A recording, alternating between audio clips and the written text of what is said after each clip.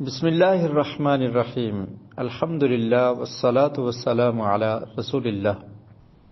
سلام کرنے کے آداب کے متعلق ایک روایت ہم پڑھیں گے۔ یہ روایت مسند احمد میں، سنن الکبری للبیہقی میں، اور اس کے علاوہ سنن ابی داؤد میں اس کا نمبر ہے 5210۔ اس کے راوی ہیں حضرت علی بن ابی طالب رضی اللہ عنہ۔ وہ بیان کرتے ہیں قال رسول اللہ صلی اللہ علیہ وسلم یجزی عن الجماعۃ اذا مروا ان یسلم احدهم ویجزی عن الجماعۃ ان یرد احدهم۔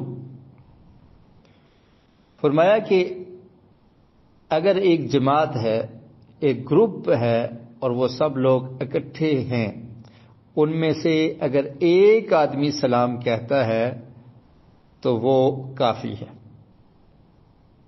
ایک گروپ کی شکل میں، جماعت کی شکل میں لوگ گزر رہے ہیں، اکٹھے جا رہے ہیں، اور وہ ایک آدمی سلام کہہ دیتا ہے السلام علیکم، تو یہ پوری جماعت کی طرف سے کافی ہو جائے گا۔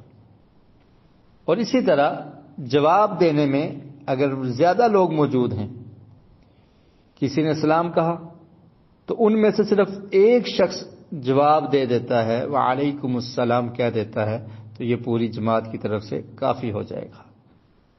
اگر سب جواب دیتے ہیں تو اچھی بات ہے۔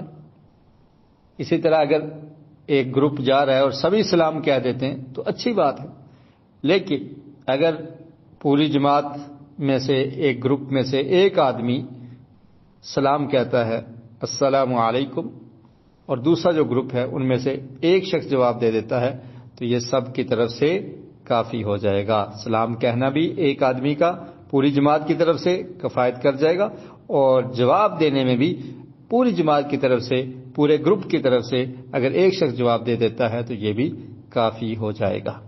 اس سے پتہ چلتا ہے کہ سلام کہنا یا سلام کا جواب دینا یہ فرض کفایہ ہے۔ اگر ایک شخص سلام کہتا ہے پورے گروپ کی طرف سے تو یہ کافی ہے، اور اگر گروپ میں سے ایک شخص جواب دے دیتا ہے، یعنی ایک جماعت کی شکل میں لوگ موجود ہیں، گیدرنگ ہے، تو کسی نے سلام کہا اور ایک شخص وعلیکم السلام کہہ کر جواب دے دیتا ہے تو یہ سب کی طرف سے کفایت کر جائے گا۔ اللہ رب العالمین سے دعا ہے کہ اللہ تعالی ہمیں پیارے رسول صلی اللہ علیہ وسلم کے پیارے فرامین سننے کی، سمجھنے کی اور ان پر عمل کرنے کی توفیق نصیب فرمائے۔